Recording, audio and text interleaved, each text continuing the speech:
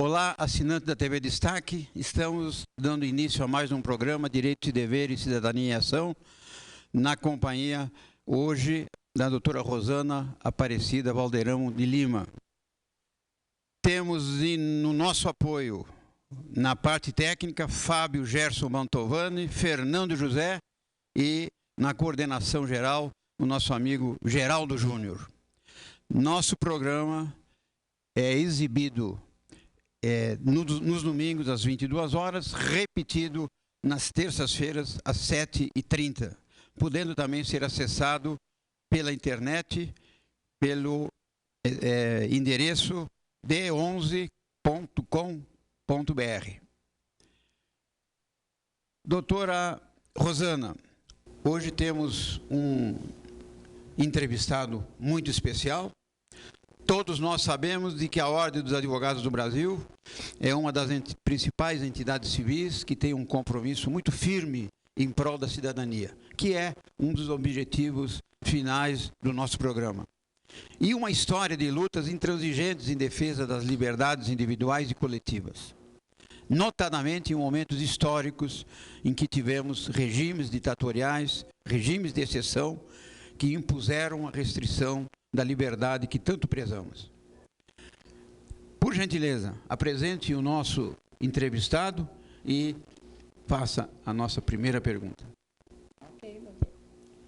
Dr. Fábio Souza Santos é o presidente da OAB Guarulhos, né, 57ª subseção, e é um prazer estar aqui com a gente. E, de acordo com essa introdução que o Dr. Clóvis colocou, da importância, né, da entidade Ordem dos Advogados do Brasil, a busca sempre pela cidadania, pelo respeito aos direitos, enfim. Eu queria saber como é que o senhor se sente frente a essa entidade tão representativa da sociedade brasileira e por 2 mandatos seguidos. Né? Em primeiro lugar, bom dia, Rosana. Bom dia, Clóvis. Bom dia, telespectadores da TV Destaque, que está acompanhando o programa Direitos e Deveres de Cidadania. É um prazer estar aqui novamente com vocês, compartilhando desse momento especial, para poder levar aos telespectadores um pouco de informação a respeito da nossa entidade de classe, a Ordem dos Advogados do Brasil. É verdade, a OAB ela esteve sempre em momentos de grande importância, né, nos destinos do nosso país. Tanto que hoje, a Ordem dos Advogados do Brasil é a primeira entidade em credibilidade perante a opinião pública dentro do nosso país.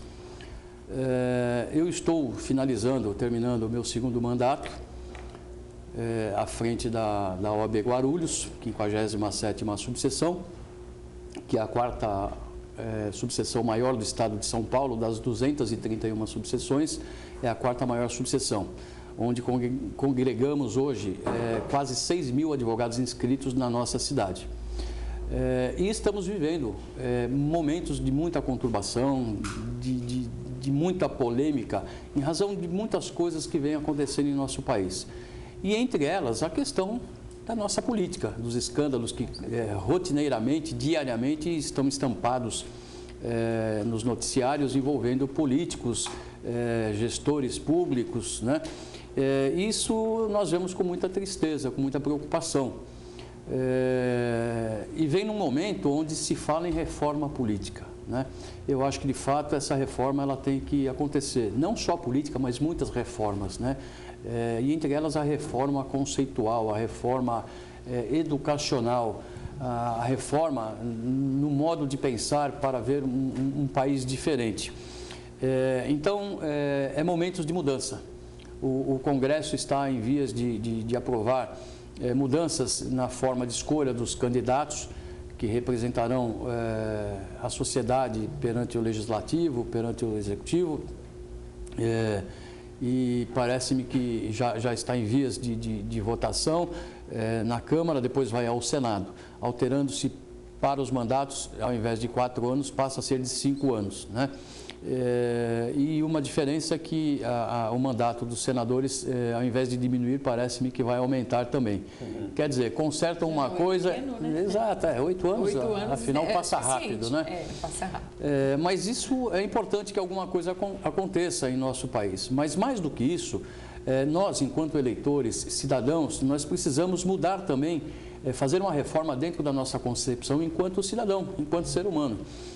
Porque hoje em dia não é difícil a gente perceber que quando se fala de Operação Lava Jato, né, nós estamos tomando conhecimento dos desvios de dinheiro público que são roubados pelos políticos, né? Por quê? Porque eles querem levar vantagem em tudo que eles fazem, né? Mas se nós puxarmos um pouco na nossa memória, nós vamos verificar que, infelizmente, o povo brasileiro, ele já, da última geração para cá, ele, quando nasce essa meninada, né, ela já nasce com um conceito tipo a lei de Gerson, levar vantagem em tudo, né? Então, a formação começa em casa, mas muitos não têm essa formação dentro de casa. E o que acontece? Hoje, não é difícil a gente perceber quando estamos passeando de final de semana, né? Como exemplo, você está numa rodovia e, de repente, o trânsito para e tem alguns motoristas que vai pelo acostamento e passa, acha que está sendo esperto, ele quer chegar na frente de todo mundo. Nos né? usos e costumes, essa prática, Exatamente. né? Então, quer dizer, ele quer tirar proveito, tirar vantagem. Então, essa concepção em que nós vivemos, essa cultura que nós criamos dentro do nosso país é muito ruim. Ela traz coisas muito negativas. A princípio, algo que parece muito insignificante acaba refletindo de uma maneira significativa, né, em outras ações, como a questão política. Hoje, não raras as vezes, e não tenho dúvida em afirmar, 99% dos políticos que se dispõem a participar de um pleito, eles almejam o quê? Chegar a um cargo político para dele tirar proveito próprio. Porque senão não tem sentido, vantagem pessoal. Não tem sentido se investir numa campanha política, mais de R$1 milhão, R$2 milhões, um cargo de vereador, por exemplo, se você somar o que esse vereador, se eleito for, o que ele vai receber em termos de proventos, não vai pagar o que ele gastou. Então, qual o intuito dele entrar lá se não for tirar proveito? Né, em benefício dele, se fosse no interesse do cidadão, nessa linha que você colocou, os políticos votando o aumento dos seus mandatos, se eles já entram com o objetivo de se eternizar no poder, e se a legislação permitir, aí realmente vai ser o caos. Eu acho que, na verdade, a grande reforma que tem que ter não é da legislação para aumentar o mandato dos políticos, mas é uma reforma de concepção de conceitos para a população saber eleger em quem votar. Bons políticos. Verdade. Porque se o político for bom, ele pode ficar 30 anos. Sim. Né? Agora, um político ruim não deveria nem entrar. E o que nós estamos vendo é que todos eles foram colocados pela vontade do povo. Então, esse povo não soube escolher. É verdade. O que precisa a reforma, por isso que eu disse no início, a reforma política, tem outras reformas que precisam acontecer. A primeira delas é a política interna, na nossa concepção enquanto cidadão, para saber escolher os candidatos que bem vão representar a nossa cidade, né, o nosso estado e o nosso país. É que, lamentavelmente, nas campanhas milionárias que acontecem, entra muito dinheiro, entra muitas promessas, e aquele que vai ser o eleitor, ele tem, às vezes, a pretensão de tirar alguma casquinha, algum benefício, né, em elegendo aquele pretenso candidato. E aí é onde que as coisas começam a andar não no trilho, de forma desordenada. E o eleitor ainda é muito vulnerável, né, doutor? Ele acredita, o brasileiro, ele acredita sempre numa mudança, numa melhora, e ele acaba sendo surpreendido aí com uma campanha ou alguns argumentos que, na verdade, não se sustentarão. Vamos fazer um comparativo. Muitos anos se pregou que deveria ser um modelo socialista, né, a governabilidade do nosso país. E o PT foi um dos partidos que vinha há muito tempo tentando conseguir, né, chegar ao poder. E a grande maioria da população confiou nas propostas de mudança que fosse melhor para a população. E hoje nós estamos vendo o que acontece, né? O que o PT fez de bom para o nosso país?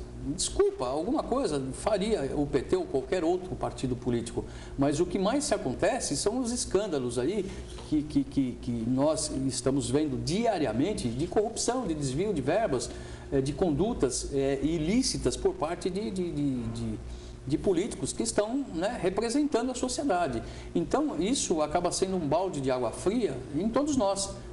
cidadãos, enquanto esperamos algo melhor para o nosso país, estamos vivenciando momentos tristes de dinheiro que poderia estar sendo melhor investido em prol do cidadão, porque o nosso país é um país maravilhoso, é um país abençoado, ele tem de tudo. O que só falta é vergonha dos nossos políticos, caráter e responsabilidade de governar o nosso país, legislar para o nosso país de uma maneira honesta, de uma maneira proba, né, para que nós não possamos e não tenhamos a tristeza de ver o que está acontecendo hoje em dia. Eu só vou me permitir discordar de que só o PT é que faça esse monte de bandalheira. Não. Eu, desde que eu tinha cabelo ainda, que eu vejo roubalheira. Né? E o PT nem existia. Né? Eu dei como exemplo porque era o Fernando Collor nunca foi do PT e na época do Fernando Henrique teve muita ladoeira também. Eles vieram como salvador da pátria. Como salvador da pátria. Por isso que eu dei esse exemplo, mas na verdade são todos os partidos políticos. A decepção foi grande. Antigamente nós tínhamos 2 partidos políticos, né? Era a Arena e o MDB. Hoje nós temos, sei lá, mais de 20 partidos, né? 35. Então, qual o intuito desse? Então, todos eles são iguais. E é duro, né? Porque a gente não consegue achar um para se enquadrar. Eu dei como exemplo apenas o PT, porque o PT tinha como bandeira a mudanças radicais que o beneficiado seria a população.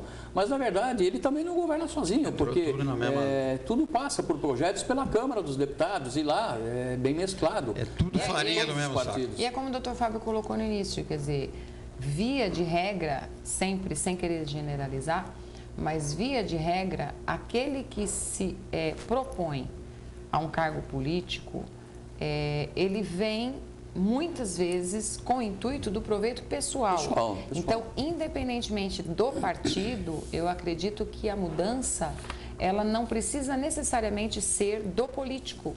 Se houvesse a mudança da população, do eleitor, se ele tivesse uma consciência melhor, o mal político não se sustentaria no poder. Sem dúvida. Né? E eu costumo sempre dizer, se a gente verificar esses valores todos desviados, seja de que partido, em que época foi, se você converter isso em vidas, se você converter isso em formação de jovens, de crianças, uma coisa absurda, quer dizer, quantas pessoas morrem por falta de um atendimento? E aquele valor desviado, quantas vidas poderia salvar? Então, essa observação, a gente não pode esperar do político. Essa observação, ela tem que vir do eleitor. Ele tem que começar a enxergar esse tipo de problema e escolher melhor. Sim, né? Muito bem. Toda essa conversa que nós estamos fazendo me leva a uma situação que me preocupa muito. A questão da violência, porque eu acho que tudo isso termina sendo um elemento favorável para que a violência termine aumentando. Os maus exemplos são terríveis. E eu vou fazer uma pergunta, porque o doutor Fábio vai respondê-la no segundo bloco, uma vez que nós já estamos praticamente finalizando esse primeiro, né?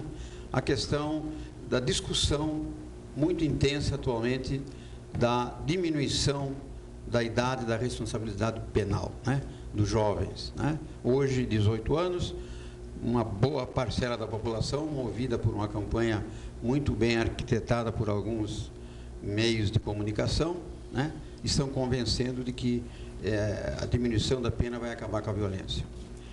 E nossa pergunta é como é que o presidente da OAB, é uma pergunta fácil, doutor Fábio, como é que o presidente da OAB analisa essa questão da diminuição da idade da penalização do jovem?